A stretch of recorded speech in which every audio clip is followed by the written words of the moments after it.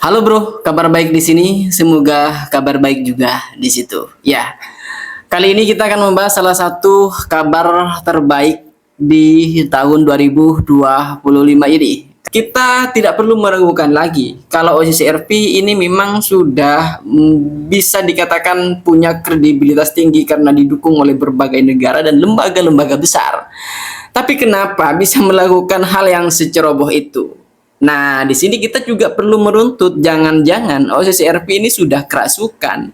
Yang mana itu kerasukan oleh oknum-oknum yang memang sengaja ingin mencari keuntungan di situ, keuntungan politik ataupun keuntungan finansial.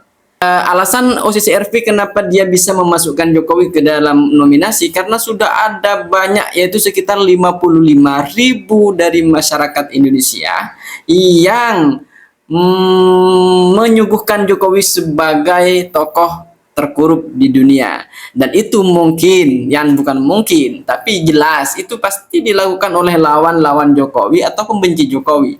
Karena bagi mereka yang mencintai Jokowi, seburuk apapun Jokowi, dia pasti akan membelanya. Iya kan?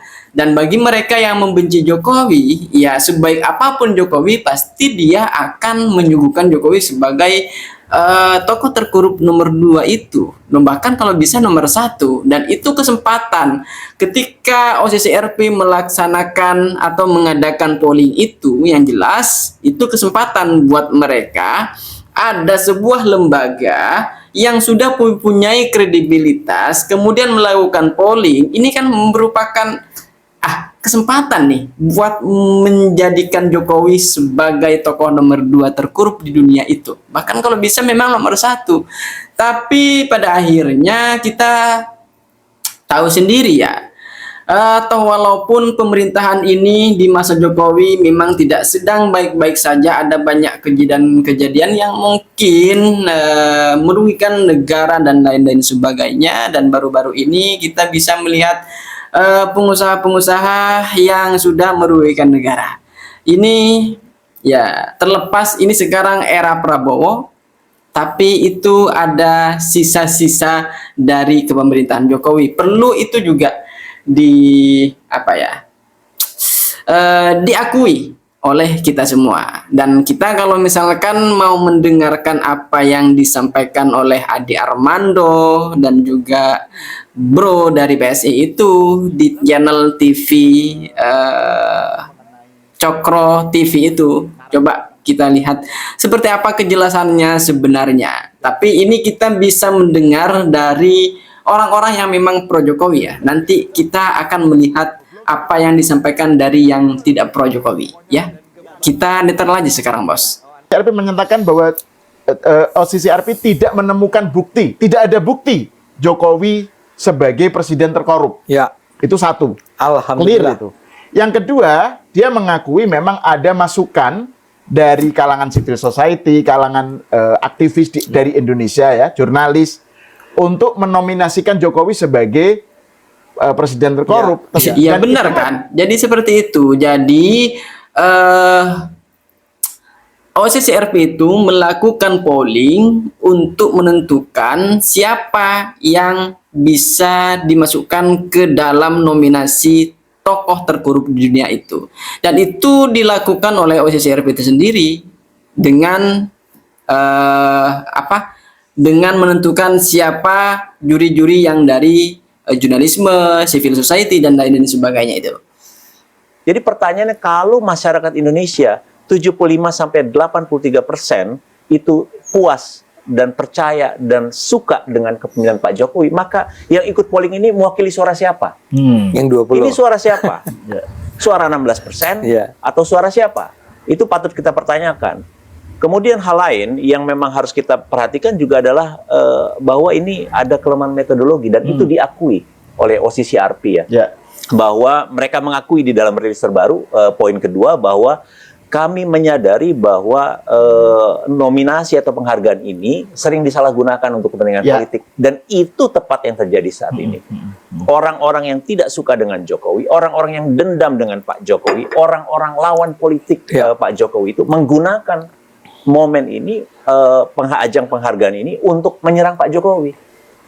Dan kita juga bersyukur akhirnya OCCRP mengeluarkan rilis ini. Menurut saya ini harus disampaikan kepada publik seluas-luasnya, terutama kepada mereka yang tidak membaca, yang tidak tahu informasi, yang malas untuk melakukan riset, termasuk juga kawan-kawan media, Bang Ade.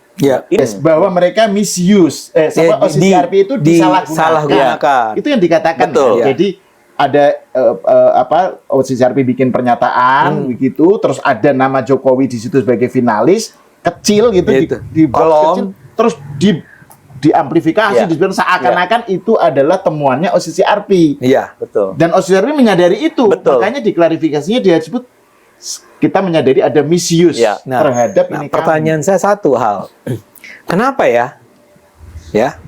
Kenapa ternyata kemudian ada semacam sikap kolektif? Kita mulai dari media dulu nih, karena yang menyampaikan kepada publik media kan. Media massa kan biar gimana pun kita nggak mungkin mengatakan media massa di Indonesia itu anti Jokowi, enggak.